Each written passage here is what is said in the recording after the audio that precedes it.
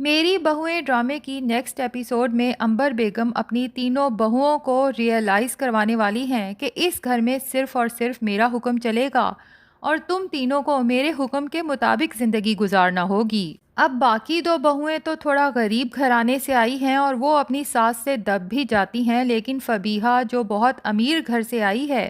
وہ اپنی ساس کو نہ صرف سامنے سے جواب دیتی ہے بلکہ یہاں سے بہت جلد اپنے شوہر المیر کو لے کے نکلنے کا پلان بنا چکی ہے۔ عنبر بیگم پہلے تو جب ایمان کی پریگننسی کا سنتی ہیں تو اسے مکمل آرام کا حکم دیتی ہیں اور ساتھ ہی فبیہہ اور مہک سے کہتی ہیں کہ نہ صرف باقی سارے گھر کا کام تم دونوں کو سنبھالنا ہے بلکہ ایمان کی صحت کا خیال بھی تم دونوں کو ہی رکھنا ہے۔ فبیہہ تو کام سے جان چھڑانے کے لیے کوئی نہ کوئی بہانہ بنا کے اپنی ماں کے گھر نکل جاتی ہے اور گھر کا سارا کام مہک پہ آ جاتا ہے۔ اب ظاہر ہے کہ مہک کو غصہ تو آئے گا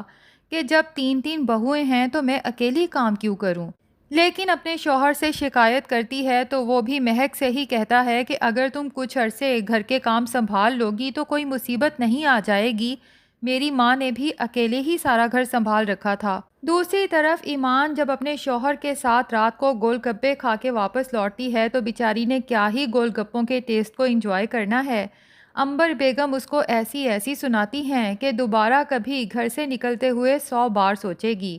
اب یہاں پر سوچنے والی بات ہے کہ شاہویر یا بلکہ المیر اور آریان بھی سارا دن تو دکان پر ہوتے ہیں۔ اگر بیگم اپنے شوہر سے کہیں باہر گھومنے کی فرمائش کرے گی تو رات کے وقت ہی کر سکتی ہے، لیکن عنبر بیگم کو یہ غصہ آتا ہے کہ اول تو اس سے پوچھے بغیر باہر کیوں گئے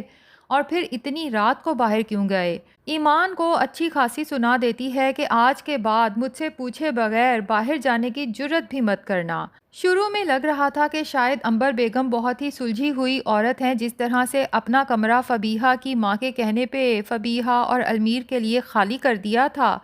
تو کہانی کچھ اور لگ رہی تھی، لیکن اب جس طرح سے وہ فبیہہ کو بھی اپنے کنٹرول میں کرنا چاہتی ہیں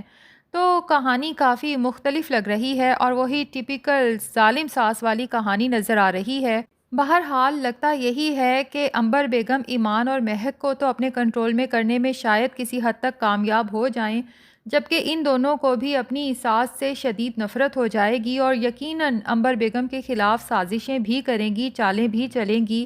جبکہ فبیہہ جس کے اوپر عنبر بیگم کا کنٹرول ہوتا مشکل نظر آ رہا ہے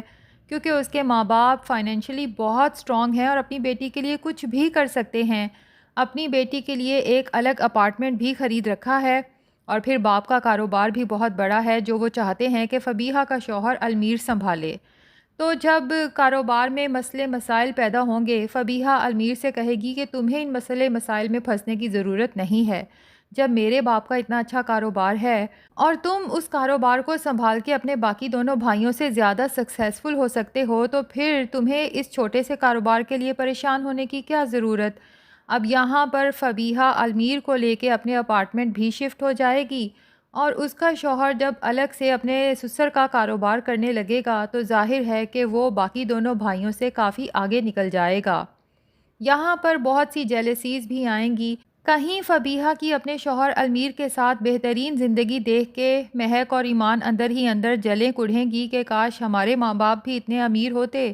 تو ہم بھی آج اپنے شوہروں کے ساتھ الگ پرسکون زندگی گزار رہے ہوتے۔ وہیں ایمان کی اولاد ہو جانے کے بعد فبیہہ اور مہک کو یہ جیلسی ہوگی کہ ہم تینوں کی شادی ایک ساتھ ہوئی تھی، ایمان کی اولاد ہو بھی گئی اور ہم دونوں کو ابھی تک یہ خوشخبری نہیں ملی۔ اور ناظرین کہانی میں آگے چل کے ایک ایسا ٹویسٹ بھی آنے والا ہے جس میں ایمان کے شوہر شاہویر کا ایک اور لڑکی کے ساتھ نہ صرف چکر چلے گا بلکہ سب گھر والوں سے چھپ کے شاہویر اس سے نکاح کرنے والا ہے۔ ڈرامہ یقیناً آگے چل کے انٹرسٹنگ ہونے والا ہے۔ آپ کو یہ ڈرامہ کیسا لگ رہا ہے کمنٹس میں ضرور بتائیں۔ ویڈیو پسند آئی ہے تو لائک اور چینل کو سبسکرائب بھی ضرور کر دیں۔